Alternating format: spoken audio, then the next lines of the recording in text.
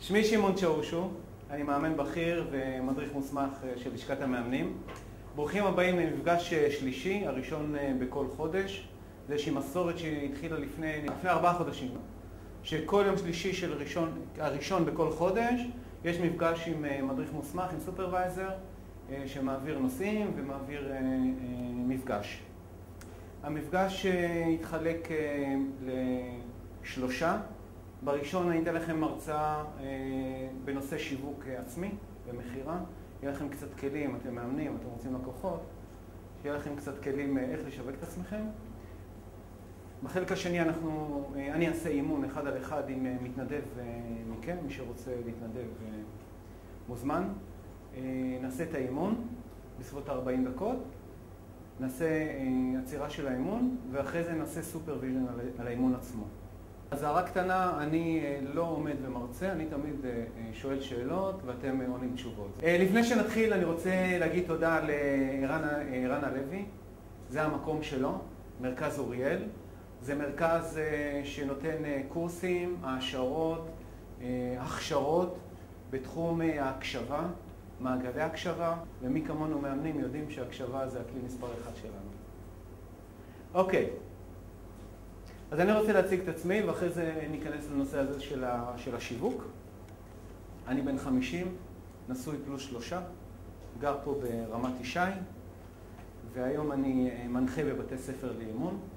ואני מרצה בארגונים, במכללות, עד כאן, חיים שכאלה על שמעון. ואנחנו נראה בהמשך למה עשיתי את זה. בסדר? אוקיי. ועכשיו אני צריך את השיתוף שלכם. מי חושב שלדעתו הוא לא משווק את עצמו טוב? מי? 1, 2, 3, מי לא? מי שלא יגיד. ובואו נעשה סוף לסיפורים האלה שאנחנו מספרים לנו כל הזמן, כי זה סיפור. זה לא באמת נכון, כי אנחנו משווקים את עצמנו מהרגע שאנחנו פוקחים עיניים עד הרגע שאנחנו עוצמים אותם. איך? אני משווק את עצמי כאבא, אני משווק את עצמי כבעל, אני משווק את עצמי כמאמן. מעורבות רגשית שמונעת ממני, מה? לשווק. כי אני מעורב רגשית. אני את עצמי, אבל המעורבות הרגשית בעצם מציקמת את כל מה שנאמר פה. זאת אומרת, השיווק זה כל מה שתומך בעצם במחירה. טוב, איך עושים את זה נכון? אז זה שאני מדבר על עצמי, דיברתי על עצמי איזה 5 דקות בהתחלה, הרגשתם שהתנסיתי, הרגשתם שאני שחצן, הייתה כזאת הרגשה כזאת של השתחצנות או דברים כאלה? זה בא באופן טבעי. נסו להיזכר מכל ההצגה שלי, ההצגה העצמית שלי, איך שיווקתי את עצמי בתור מה? איש משפחה.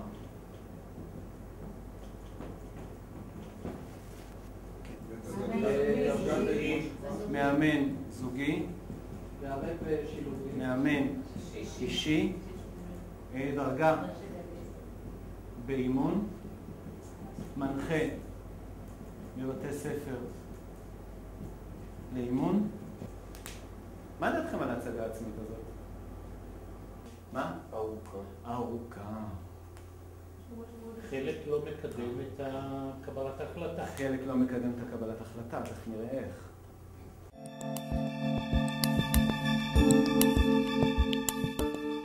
עכשיו אני צריך את השיתוף שלכם. כי מה שאני עשית אני יודע. מה אתם חוויתם? מה היה בתהליך?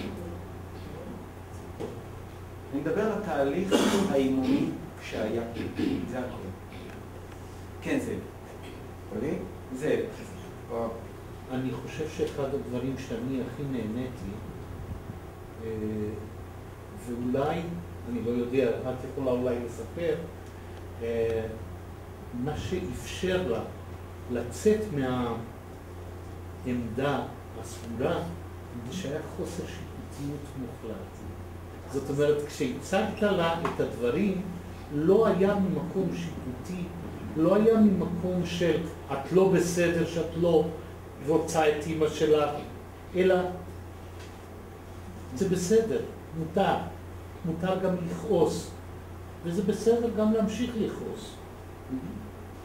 ואני חושב שמהמקום הזה זה פתאום פתח איזושהי דלת שהייתה יפהפייה. זאת אומרת, זה שאפשרתי לה להיות מי שהיא. כן. להמשיך עם העקרונות, להמשיך עם הרצון שהם לא יאכלו שוקולד, זה בסדר. עכשיו תחשבי, זה שיקול. מה זה עושה לבן אדם שאני מאפשר לו את המקום הזה?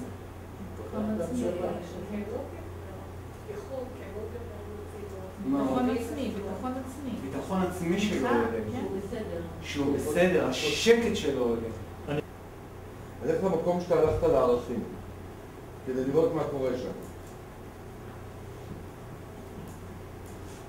הייתה לי חסרה שם שאלה, למה פתאום, או עבודה, השאלה עלתה בצורה כזאת, אומרת, למה עכשיו זה השתבש? מה קרה היום דווקא? מה קורה עכשיו בתקופה הזאת שעד לא מזמן, או היית מוכנה להפעיל יותר?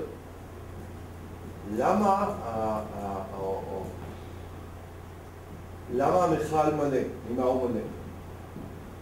אני הייתי הולך ומשחק קצת, מטייל בעוד תחומי חיים, לראות האם יש תחום נוסף בחיים או אזור נוסף שהשתבש ויוצר רמת הכלה נמוכה יותר. יכול להיות שהיית מגיע לזה בתהליך רגיל. בתהליך אימוני, זה היה תהליך של חצי שעה, כמובן שמקבלים כלים נוספים. ברור. כן. מה הייתה המטרה שלך כשהבאת דוגמאות מעצמך? המקום הזה.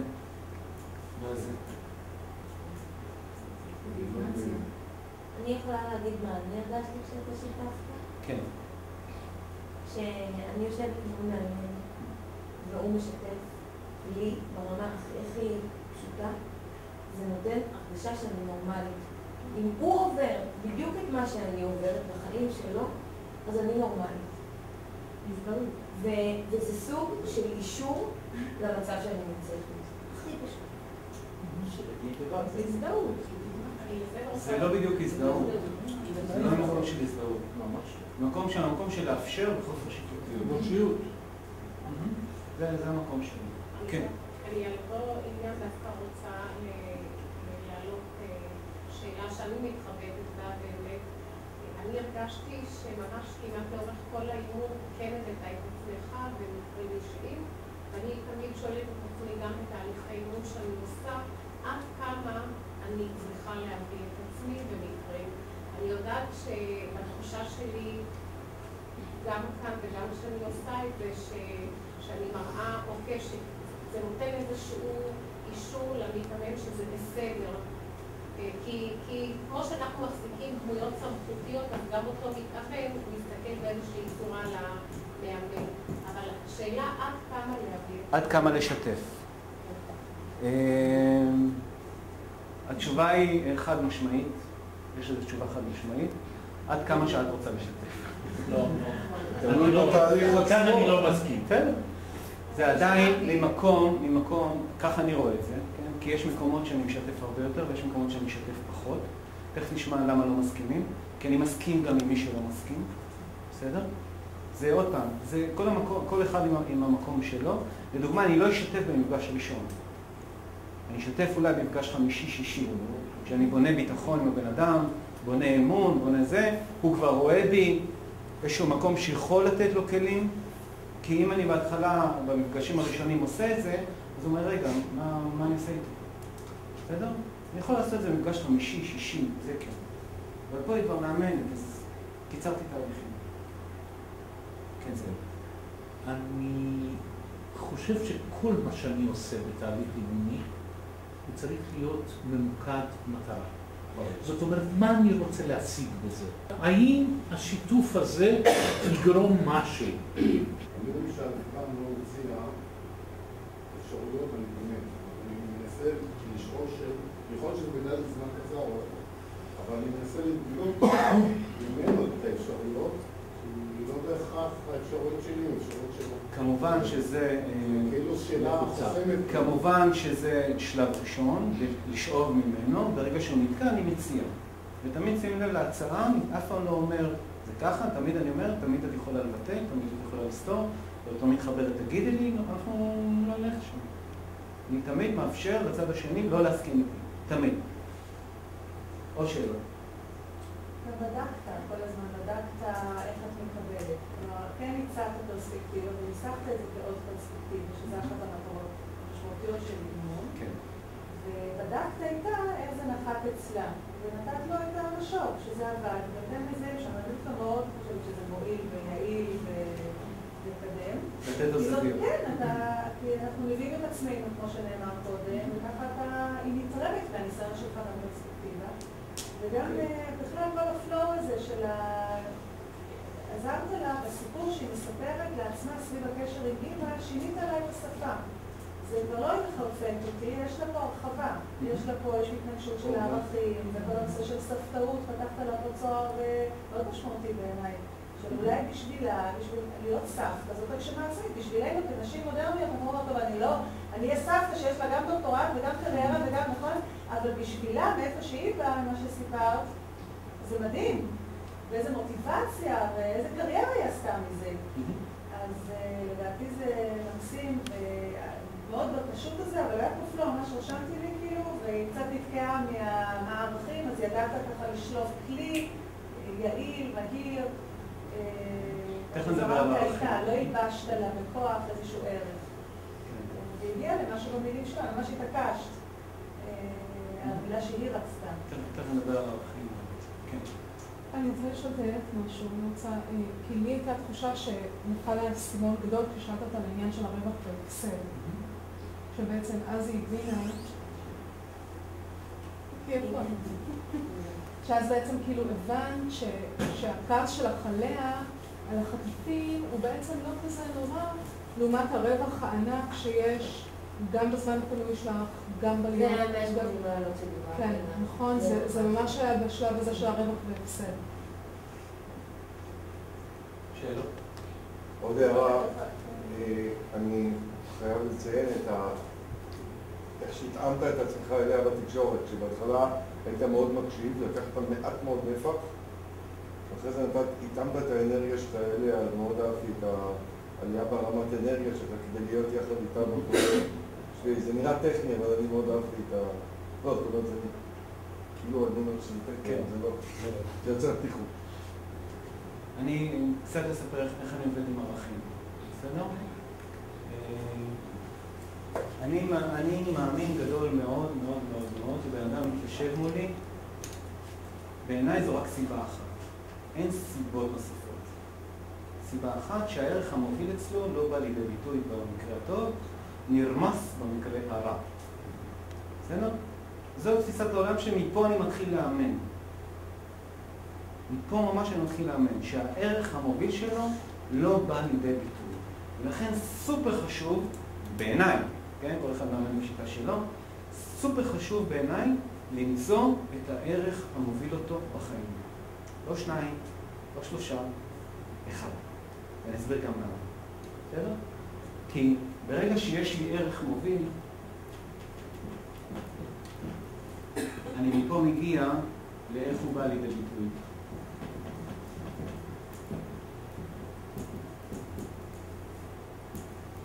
כי ערך זה משהו שאתם יודעים, זה משהו שאני מרגיש, אני לא יכול לגעת. אבל ברגע שאני מביא אותו לאיך הוא בא לידי ביטוי, זאת אומרת, מה צריך לקרות ביקום שלי, בעולם שלי, כדי שאני ארגיש שאני חי בערך הזה. או מה קורה עכשיו שאני מרגיש שאני לא חי בערך הזה. שהוא לא שם.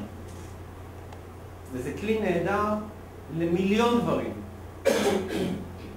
למקום של העצמה, למקום של עוגן, להאחז בו כשיש נפילות. ובאימון יש נפילות. וכדאי שנתקשר את זה, שיש נפילות באימון. ואני אומר את זה כבר במפגש הראשון. למה אני אומר את זה? כי בהתחלה הם חווים הצלחה. בסדר? ואז פתאום יש להם נפילה. והם מצפים להמשיך למעלה. הנפילה הזאת גורמת להם הרבה פעמים לקריסה. עזוב קם והולך. ממש לקריסה. כי הוא אומר, רגע, אז מה אני עושה פה בכלל? מה קורה פה? נכון שהכלים עבדו לי עד עכשיו, אבל הכל בולשיט. כי הנה יש נפילה. אז תמיד, כבר במפגש הראשון, תקשר, רק שתדעו שתהיה לכם נפילה, שיהיו לכם נפילות. נפילות. יהיו לכם נפילות במהלך המפגשים, או בתהליך. ואז אני שואל אתם למה, ואז מה התשובה היא? למה זה חיה בפירור? לא, למה? למה היו נפילות? כי אנחנו בני אדם, נקודה.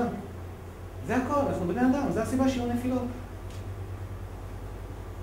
ואז אני נותן להם, מאפשר להם את המקום של אוקיי, יש נפילה, ועכשיו ערך כעוגן לצאת מהנפילה הזאת. איך הערך כעוגן? זה איך הוא בא לידי ביטוי. כי אצל כל אחד אותו ערך בא לידי ביטוי ב-21,000 וריאציות. כל אחד אני אגיד לכם אהבה, אגיד לכם כל ערך שהוא, כל אחד מפרש בראש כבר משהו אחר.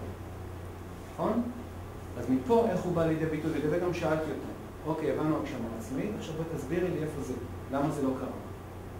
איפה האי הלימה בין הערך לבין מה שקורה לך ביום-יום. כי, אני אגיד לך למה אני מבקש. כי אם יש לי פה 3 ערכים, ואני, איך הוא בא לידי ביטוי, יש לי 3, איך הוא בא לידי ביטוי, ואז אני אומר לו, אוקיי, על מה אתה עובד? בוא נעבוד על זה. ואז הוא אומר, טוב, השבוע לא עבדתי על זה כי עבדתי על זה. הוא יכול לברוח בין 3 הערכים שלי. יש גם התנגשויות שיש כאן. שנייה אחת. שהערכים גם בכל תחומי החיים זה יהיה אותו ערך? לא, אני מדבר על המקום שהוא רוצה להתאמן בו. ראית איך לקחתי אותם? מהמקום של הגשמה עצמית. אוקיי, בואו נדבר עכשיו, הבנו באופן כללי על החיים שלה. עכשיו בואו נראה איך זה קשור לבעיה שהעלית פה. בואו נתחיל לדבר על זה. בסדר? אז אם היה הגשמה עצמית, היה אהבה והיה עוד משהו, אני אומר לה, אוקיי, בואו נדבר על זה, מה לי? אז היא אומרת, שבוע אחרי זה עשיתי את זה, היא אומרת, לא, כי עברתי על הערך השני, איך זה בא לידי ביטוי. זה מקום שהוא יכול לברוח לי, ואני לא רוצה שהוא יברח. חשוב לי, אין בעיה, הוא יגיד שבוע אחרי זה, תשמע, אני התעסקתי בזה ובזה ובזה. אוקיי, האם זה חשוב לך? אז בוא נבדוק, אולי נעבוד על התחום הזה, זה בסדר לבדוק. אבל זה מקום שאני לא רוצה שהוא יברח, כבר מתחילה. מה קרה, מה לא קרה, בוא נבדוק את זה. וכל פעם, ממש, הערך הזה הוא העוגן שיעלה אותו למעלה. ככה אני רואה את זה. באימון הזה, בהקשר הזה. לא, אצלי, בכל האימונים, בכל ההקשרים, דרך אגב, גם באימונים עסקיים. גם באימונים עסקיים, אני מוודא עם הבן אדם מה הערך המוביל שלו בעסק. ואיך זה בא לידי ביטוי. אתה נותן להם סל של ערכים? או לא. שתמיד הם יודעים? לא, אני לא נותן סל של ערכים. כי אני לא חושב, קודם כל אני לא אומר להם שאני מדבר איתם על ערכים. כשאני שואל אותם את השאלות, מה שאתם מכירים, כלים לערכים, של הדמות, מאורעות שמחים, מאורעות עצובים, whatever, כל זה, אני לא אומר להם שאנחנו מדברים על ערכים. למה? כי איך שאני אומר את המילה ערך, מיד הוא אומר, רגע, אני אימא, אז בטוח יש לי ערך אימהות. למרות שבשאלות זה לא היה עולה בכלל. או אני כזה, ובטוח כן, כי זה פוליטיקל קורקט להיות כזה. תדמית תעלה בטח. כן, זה התדמית. תעלה ערכים שלא היו שם, שאין שם. זה הסיבה שאני לא מדבר על ערכים. אולי לנסח ולהגיד מה שחשוב. לא, ככה אני מדבר. לא, אני אומר. יש לי שאלות, אני לא עושה את זה דרך אגב כשיעורי בית, אני עושה מפגש ערכים. לא, אל תלך הביתה. לא, פה עכשיו על המקום, אני רוצה את הבטן שלך. אני רוצה שהבטן שלך תדבר. לא הראש, ושאר הבטן, בום. בוא, מה שעולה לך ראשון. לא עולה לי כלום. עכשיו מה עולה לך? מה עולה לך? כל הזמן מה עולה לך? שהבטן תוציא את זה ולא הראש. ואז אני אומר אחרי זה, אוקיי, דיברנו על ערכים. האם אלה הערכים שנראים לך? האם אתה רוצה להוסיף עוד ערכים? במקום של לאפשר. יאללה, תכניס עוד ערכים. עכשיו, אחרי שהבנו מה הערכים שלך, יאללה, אתה רוצה להכניס עוד ערכים? תכניס. אחלה. בסדר. מה אתה עושה עם הכמות הזאת? אתה אומר אחד, אני נלחצת מאחד. תקשיבי. עוד לא נפגשתי עם בן אדם שהעלה לי יותר מ7 ערכים. עוד לא נפגשתי. אתה מתעקש על אחד. אני מתעקש על אחד. היה מישהו שבודדים מאוד נשארתי איתם עם 2. לא יותר מזה. שאמרו, זה לא יכול להכיל את זה. אוקיי, בסדר. זה לא יכול להכיל את זה, בסדר. למה אני צריך את 7 ערכים? לחזון. ושם אני צריך את הערכים. ספק. אז זה חלק מהמסננים, לבדוק שהערכים שלך נמצאים בחזון. זה לא יכול להיות חזון בלי הערכים שלך. היה לי כיף איתכם. אז רגע, לפני זה.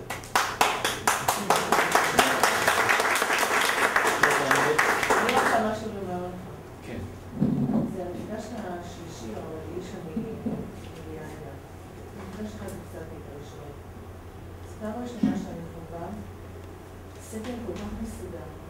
אהבתי את השלושה חלקים של התיאטרון.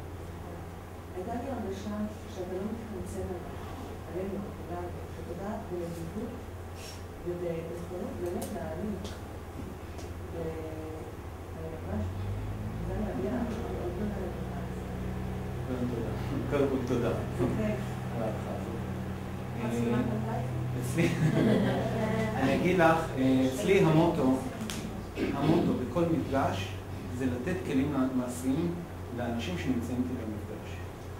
כי אם אני לא נותן להם כלים מעשיים, מבחינתי, בזבזתי להם את הזמן. וזה לא משנה איפה אני עושה את ההרצאות האלה. אני עושה את זה בארגונים, אני עושה את זה אפילו בחוגי בית. הם יוצאים, ותמיד אני אומר מההתחלה, אתם תצאו מפה עם כלים, שאיך שאתם יוצאים מהדלת, אתם יכולים כבר להשתמש, אתם לא צריכים את זה. כאילו, אתם לא צריכים אותי להמשך. אתם כבר יכולים להשתמש בכלים האלה. זה אני רואה, זה המטרה שלי. זה ממש הייעוד שלי בחיים, ככה אני רואה את זה. לתת לאנשים כלים מעשיים לשפר את איכות חיים שלהם. זה מאמנים על אחת כמה וכמה, מאמנים ברחבים. אני חושב שאחד הדברים, אולי גם זה מה שגם את חשת, אצלי. הרבה מאוד פעמים כשאני הולך להרצאה, יש לי הרגשה שגם ההרצאה היא בעצם שיווק. ואני חושב שאחד הדברים שלי היה מאוד כיף, זה שלא ניסית דרך זה, או לפחות ככה אני הרגשתי. לא ניסית לשווק את עצמך. לא רציתי להפוך את זה.